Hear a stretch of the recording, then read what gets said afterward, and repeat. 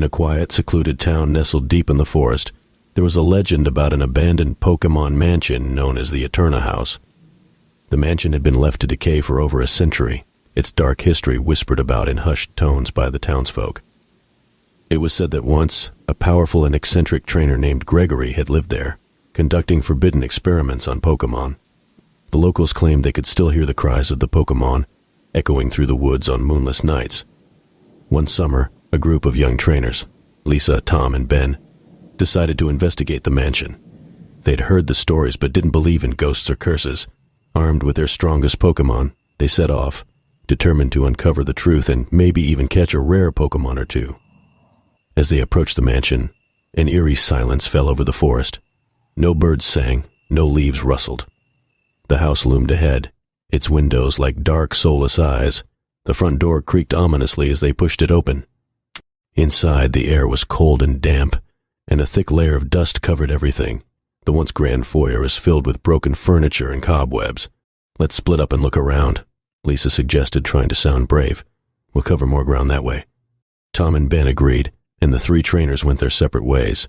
Lisa headed towards the library, Tom to the kitchen, and Ben to the basement. The library was filled with ancient books and journals.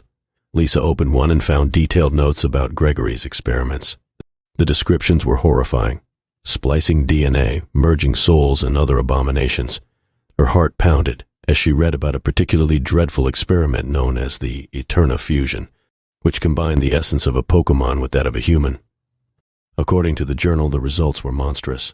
Meanwhile, Tom found the kitchen in a state of decay. Broken glass and rotting wood littered the floor.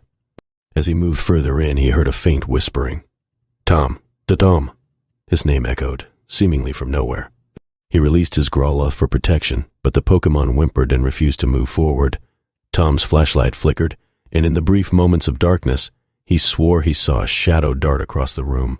Down in the basement, Ben was struggling with an old door. When he finally managed to pry it open, he was hit by a nauseating smell. The room beyond was filled with cages, and within them were skeletal remains of Pokémon. He gasped and stumbled back, horrified. As he turned to leave, he heard a chilling growl. Slowly, he turned back to see a pair of glowing red eyes staring at him from the darkness.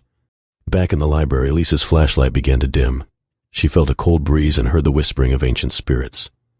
Pages of the open book turned on their own, stopping at an illustration of a grotesque creature, half human, half Pokémon, with soulless eyes and twisted limbs. A sudden noise made her jump, and she turned to see a shadowy figure standing in the doorway. Tom's situation grew worse. The whispers became louder, more insistent. "Join us, Tom. Stay forever." He stumbled backward, bumping into an old cabinet. His flashlight flickered again, revealing the ghostly form of Gregory, his eyes hollow and filled with malice. The ghost reached out, and Tom felt an icy grip around his neck. In the basement, Ben was paralyzed with fear as the creature with red eyes slowly emerged from the shadows. It was a ghastly fusion of a human and a Pokémon, its body twisted and broken.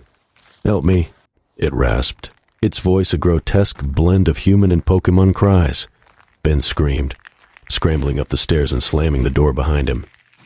The three trainers, now terrified, regrouped in the foyer. "We need to get out of here," Lisa cried, her voice shaking. As they made their way to the exit, the mansion seemed to come alive, doors slamming shut, windows sealing, and the walls closing in. Ghostly figures of tortured Pokémon and the spectral form of Gregory blocked their path. "Your souls will join us," Gregory's ghost intoned, his voice echoing through the mansion. "You will never leave." The trainers fought desperately, their Pokémon battling the spectral forces, but it was no use. One by one, they were overwhelmed, their screams lost in the darkness. The mansion, satisfied with its new victims, fell silent once more. Years later, new rumors began to circulate in the town. On moonless nights, people claimed to hear the cries of young trainers and their Pokémon, forever trapped in the haunted Eterna house, begging for release. No one dared to venture near the mansion anymore, for fear of becoming its next victim. The legend of the Eterna house lived on, a chilling reminder of the horrors that lurked within.